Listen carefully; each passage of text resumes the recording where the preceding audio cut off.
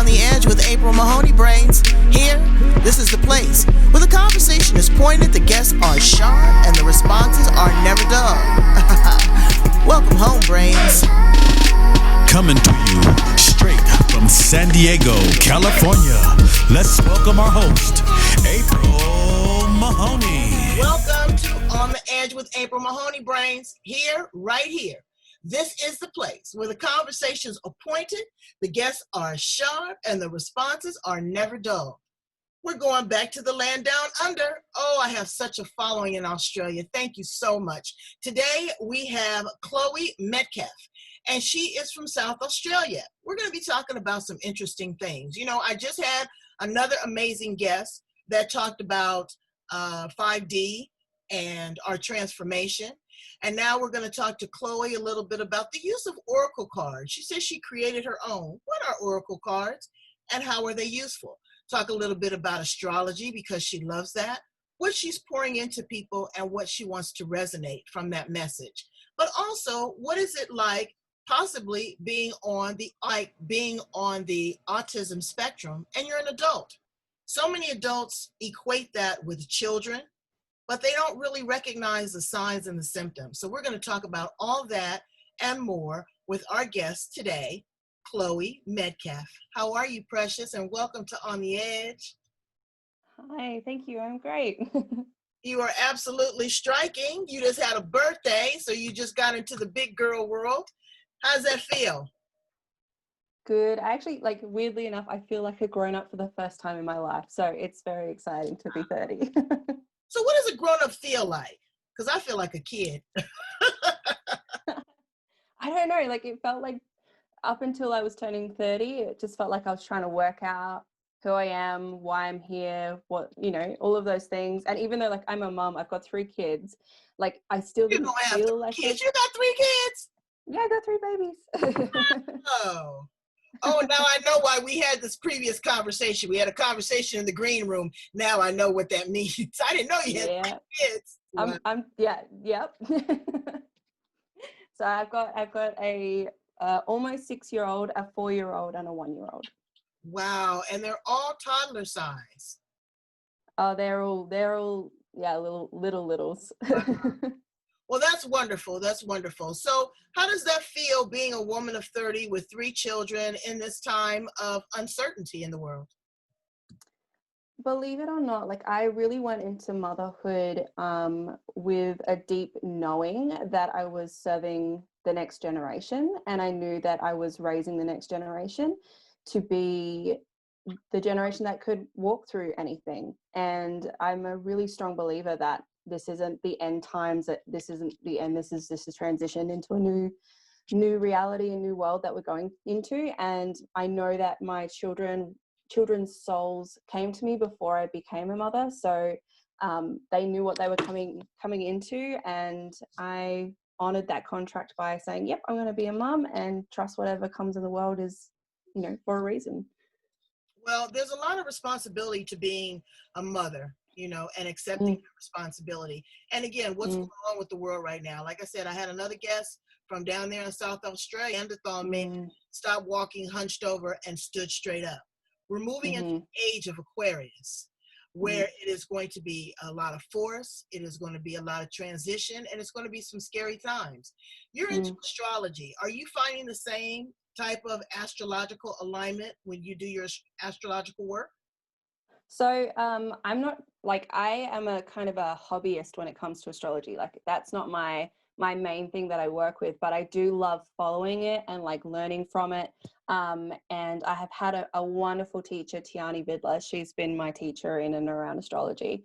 But so it's really interesting going into the age of Aquarius because so my astrology is that I'm a Virgo sun with a Pisces rising and a Aquarius moon. And what that basically means is that as an Aquarius moon, I feel the collective energies and I channel that a lot in my work. I married an Aquarius sun with an Aquarius rising. My eldest son is an Aquarius rising as well. So we have a lot of Aquarius energy in our family. We're very innovative and like to think about, what's possible and how to kind of change through when things aren't working. And So for us, it's very much about thinking like what we do in the world, like the footprint that we lay, how can we do that will most benefit the earth and the times that we're living in, and the future generations. So like I'm definitely noticing and witnessing a lot of this energy because I work a lot in like alternate realities in the quantum field. For me, I see a lot of the energy and then it comes in and hits, or like I can feel what is coming before it hits. So that's how my energy work kind of comes about. But okay, yeah, well, I think dial back just a little bit, because I want you to identify and clarify what is exactly the work that you do in the world. sure. So I am what's known as a code keeper or a light code keeper. My role in the world is that I work as a quantum field keeper meets light code. So I do, light codes are essentially also known as light language. If you come from a churchy background, you might have heard of it as tongues. So people speak in tongues. But I speak in tongues. you speak in tongues. Okay, cool. So you know what I'm talking about. So that's light, like in the spiritual community, it's also known as light language. And I've been writing and drawing light codes and speaking light language for 26 years. So it came to me as a really young kid. And also when I was the age of 5, I was seeing these codes in the air. And basically like what that equates to me is kind of like the Matrix. If you've ever seen the movie The Matrix and you see like all the like the little codes running, right? That's literally how when I'm in my kind of zoned out space or my mystic space or whatever you want to label it, that is how I see the world, basically like a big computer matrix. And so my work is to essentially go in there and I like to decode and recode to help the earth shift from the old. That's a part of my role, is to shift it from the old world into the new world. And so for the last 3 years solidly, I've been working with probably about 5 or 6 other code keepers regularly, and we're decoding the old world to bring in the new world. So basically taking out the old codes that aren't supporting the collective, stepping into a state of oneness, connected with the earth, connected with all of humanity, decoding that, and then recoding to bring in the new earth. And that is focusing on things like doing it with zeal and zest, because of course we need a whole new doctrine. And you need to Morse code. I sent out an SOS yesterday because it's really, really intense. Now, people don't really understand this on a global scale. And let me ask you this. This is a cultural thing. So, Brains, if I'm speaking from a place of ignorance, I sit with it right now, so you know.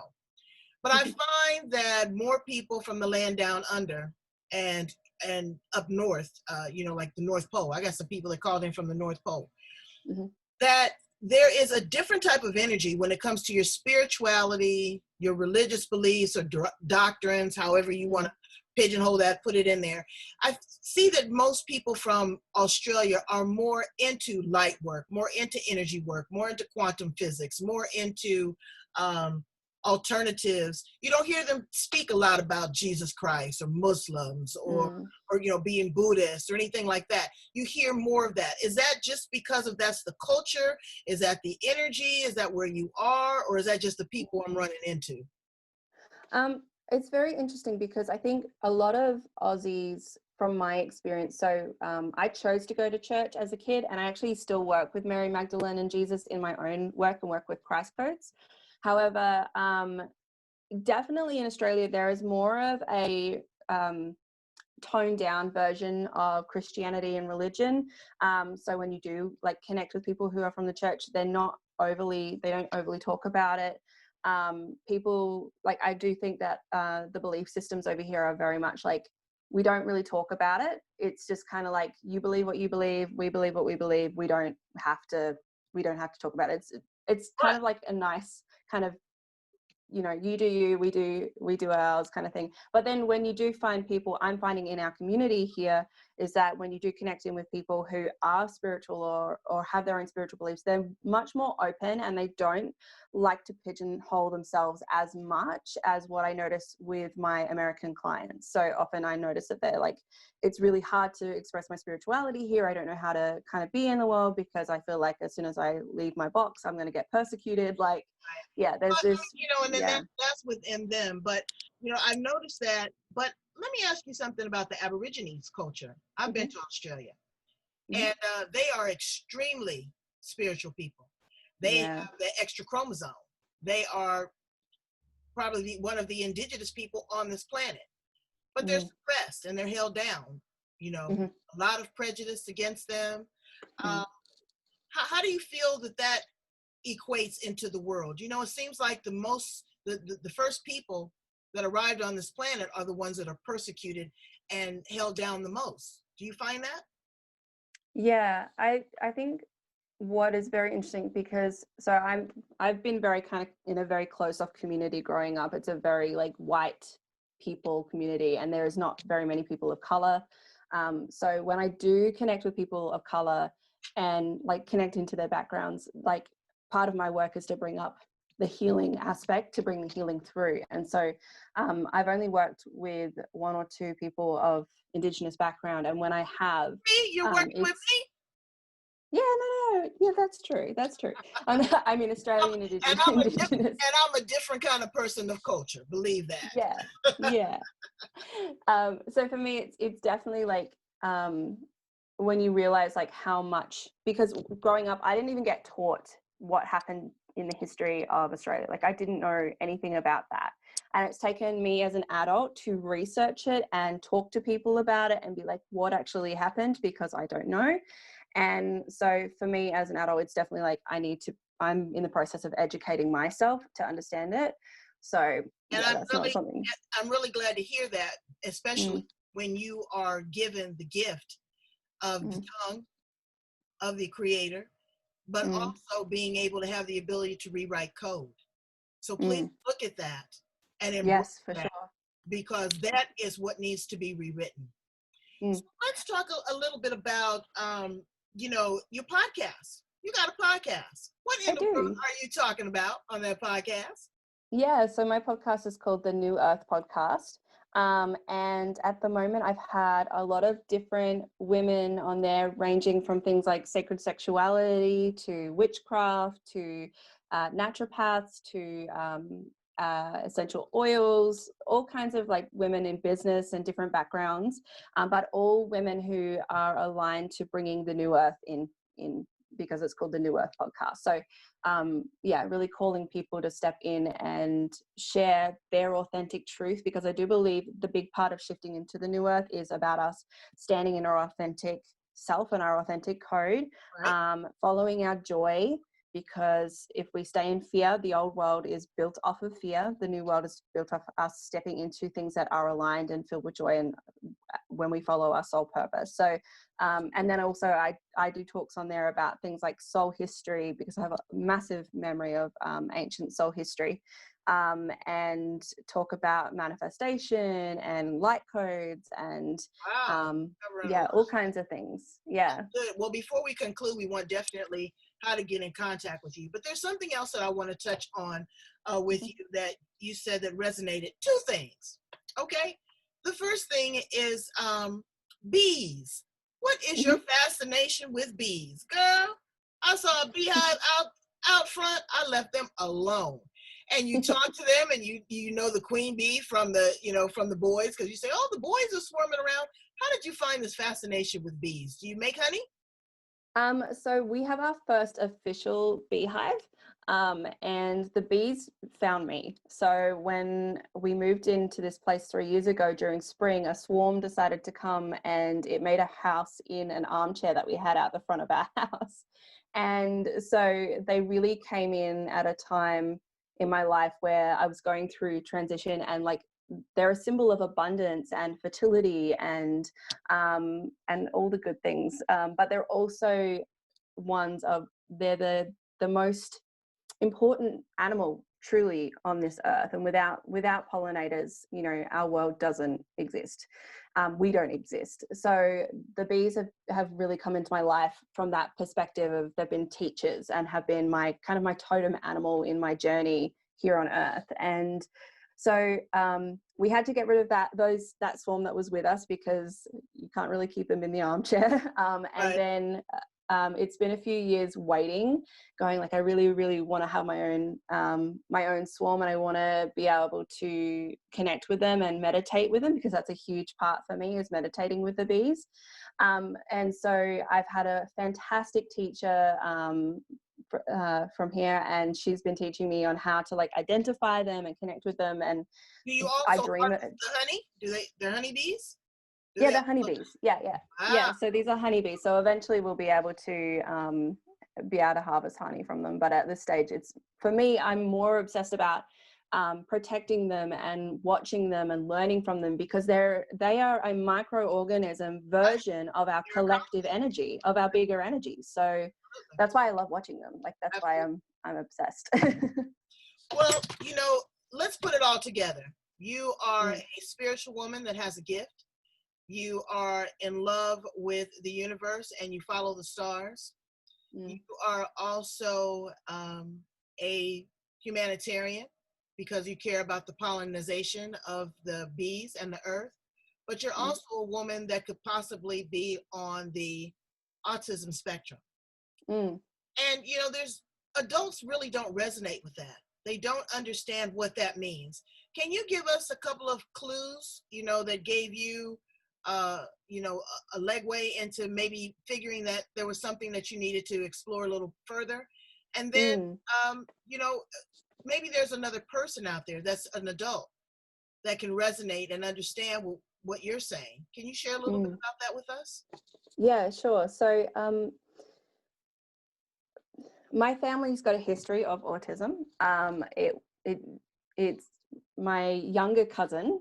Turns out she has autism, and because of like kind of watching her, I was like, oh, she's got like a couple of traits here and there that I have as well. But then when I had my son, my eldest son, who is coming up 6 in November, he started to go through like transitioning through kindergarten and then going to school, and we noticed that he was really, really struggling with that and wasn't doing so well with the transition. And they said, look, we really think he's on the autistic spectrum. And so he's undergoing the process of getting a diagnosis.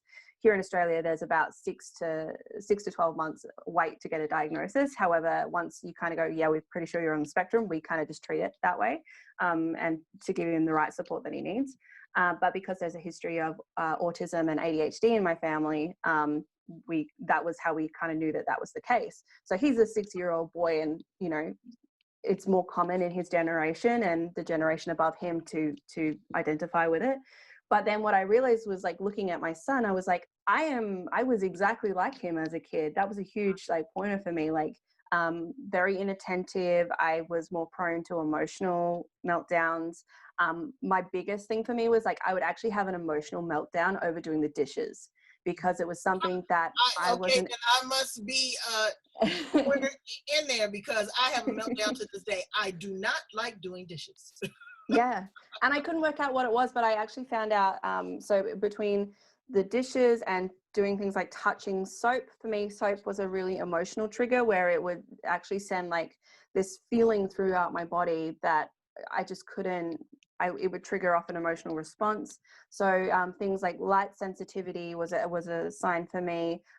Touch and textures, even certain sounds, really loud music was really, really hard for me to deal with. But then as an adult, as a woman, it's very hard for a woman to actually get a diagnosis, because we do this thing called masking. And whilst masking is common in men as well, women tend to do it from a more earlier age. So they kind of go under the radar. So they adopt behaviors that are more common. Like they look at other people like, oh, that's socially acceptable, so I'm going to adopt that behavior. But the underlying problem with that is that you get that sensation of, who am I? Right. Like, because you're not holding your own identity. You're copying identities, because you don't know how to have your own identity or feel safe enough to be in your own identity. Wow. And so that was one of those major things for me. But the main thing for me was that I've been diagnosed with ADHD inattentive. So I often go off of my own little dream world, and I may look like I'm just staring off, but I'm actually, for me, that's where I access the quantum field. I have visions of past lives, future lives.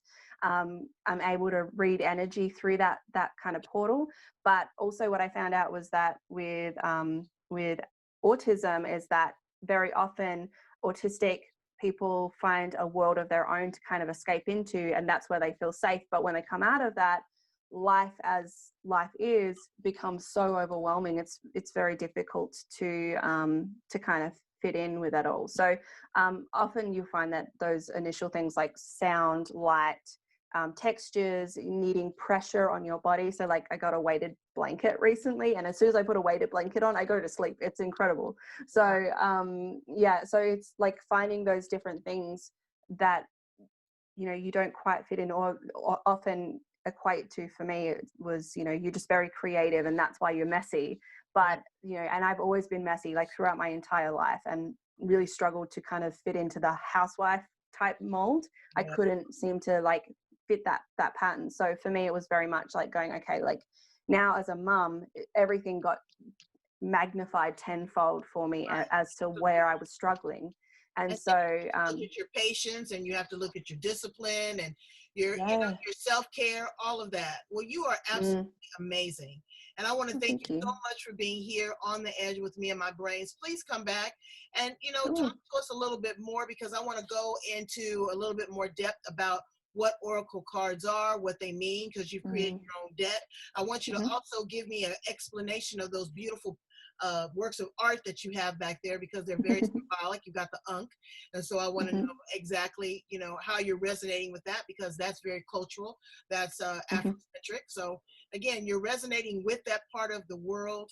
I appreciate you for even wanting to explore, for being that vehicle, being that vessel that is being able to translate this code into a new world. And Brains, I know a lot of you guys is thinking this is hocus pocus alamocus, but let me tell you something. Wait and see.